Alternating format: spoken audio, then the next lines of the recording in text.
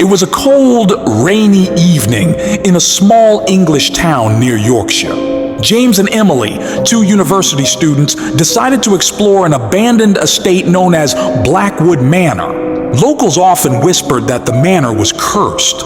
People said that during stormy nights, lights flickered inside, though the house had been empty for nearly a century. James laughed.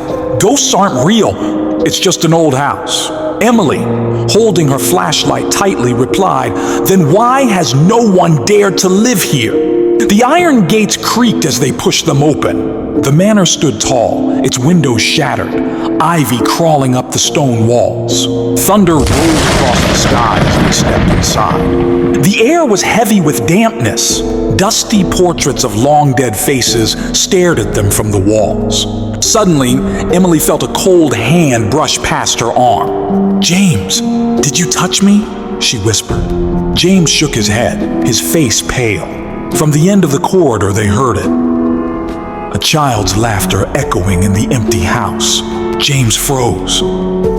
"It's just the wind," he whispered, though his voice trembled. Emily shook her head. That was a child. They slowly walked down the corridor. Their flashlights flickered as if the darkness itself was swallowing the light. At the end of the hallway stood a wooden door, slightly open. James pushed it. The hinges groaned, and the door revealed a nursery. Dusty toys lay scattered on the floor.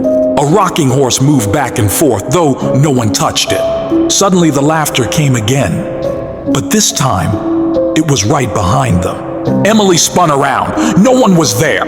Then a whisper brushed past their ears. "Leave, before she wakes up." Emily's face turned pale. Who is she?" she muttered. James grabbed her arm. "Let's get out of here." But before they could leave, the nursery door slammed shut behind them. The rocking horse stopped, and from the crib in the corner came the sound of something breathing. The breathing grew louder. Emily clutched James's hand tightly. "James, something is inside the crib," she whispered. James took a step closer, his flashlight shaking. He leaned forward, and for a moment, the crib looked empty. But then, two small, pale hands gripped the edge of the crib. Slowly, a child's face appeared, but its skin was gray, its eyes completely black. The child tilted its head, staring directly at them. Suddenly, the whole room grew ice cold. The rocking horse began to move again on its own. The portraits on the walls seemed to twist, their painted eyes bleeding red. The child opened its mouth, and a woman's voice came out. "She is coming!" At that very moment, the window burst open. A shadowy figure of a tall woman in a torn black dress stood outside, her long hair blowing in the storm. Her face was hidden, but her eyes glowed red in the darkness. Emily screamed. James tried to pull the door, but it wouldn't budge. They were trapped. The shadowy woman stepped inside through the broken window. Her footsteps echoed on the wooden floor, though her feet never touched it. James shouted, "Stay back!" But his voice only trembled in the icy air. Emily clung to his arm, her eyes wide with terror. The child in the crib began to laugh, its black eyes shining. The woman's shadow moved closer, and suddenly all the candles in the nursery lit by themselves, though no one had touched them. In the flickering light, they saw her face for the first time. Her skin was pale and cracked like old porcelain. Her mouth stretched into an unnatural smile, filled with sharp teeth. She whispered, her voice echoing from every corner of the room, "You are mine now, just like the others." Emily screamed, trying to pull James toward the door, but the door remained sealed shut, as if invisible hands were holding it closed. The woman raised her hand. The portraits on the walls burst into flames, yet the fire didn't spread. It only illuminated the horrific sight. Shadows of other people, trapped souls, appeared behind her, their hollow eyes begging for release. James felt the air being sucked out of his lungs.